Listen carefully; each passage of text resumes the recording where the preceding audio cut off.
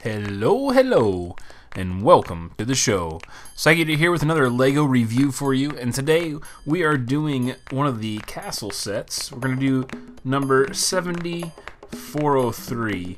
This is called Dragon Mountain. 376 pieces in this bad mamma jamma, and there's a few reasons why I picked this up, but let's go ahead and take a look what you get in the box. In this box, you have your typical setup of packaging. This one does use the number system that I am personally fond of, where you grab a bag labeled number 1, and that's where you start. Very simple system to follow and very user-friendly.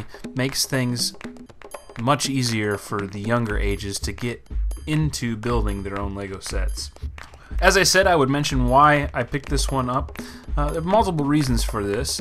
I've had my eye on some of these sets for a while, but they've always been too high of a price point in my opinion. Depending on what you get in the sets, they seem to jump up the prices based off of the uniqueness of them. And this one, having a dragon in it, it always seemed to have a higher price point than it should. This one came in at $50. You can still pick it up for that, but I purchased it on a sale at the LEGO store itself for 20% off. That means it came to about $40 instead of $50, and that right there made up the difference. Well worth it at that price point, especially knowing you get the dragon. Speaking of dragons, let's go ahead and talk about the collector's pick. Of course, you have to pick the dragon in this case. A lot of the pieces in here are pretty cool, including some of the minifigs, but as you can see by the minifigs in this video, this thing is freaking huge. Very, very, very much worth grabbing, just specifically for the ability to have a dragon in your collection. That, of course, brings us into the builder's pick, and in this one, there isn't much going on for it that's, very unique to this set as far as builders are concerned. There is a spiral staircase that's kind of cool, but when it comes down to builders pieces, the ones that stuck out the most to me were these ones in front of you. The stone or brick pieces in the 1x2 that have the texture on the outside, something that you don't get a lot of in any of the sets. There is a couple of LEGO exclusive that have come out with quite a few of them. I think there's a couple of the larger $150 sets that may have some in them. The other things was the gold pieces that came in this, wedges and other.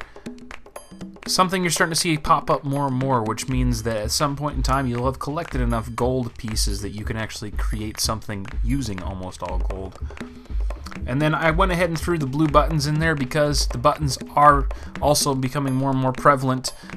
Blue is not one that you see a lot of. So as you can see, this set was not really something that I would pick up or recommend picking up for somebody who is looking for specific kinds of pieces. Yes, there is a variety of pieces in here, and in bulk, you are going to bolster your overall LEGO set. But if you're looking for the hard-to-find ones, this isn't necessarily the one for you. I have said, and I will say again, that I don't think this set is worth $50. If you can pick it up on sale for around $40, definitely do so. It is awesome to have one of these dragons. But if you have to have that dragon, well, $50 isn't a terrible price to pay, and you do get other things along with it. Let's go ahead and take one more look at what you get in the box along with the final product. Overall, I'm pleased with how this one looks. My son is having an absolute blast playing with this set, especially the dragon. As usual, folks, don't forget that like and subscribe if you enjoy my videos, and I will see you next time.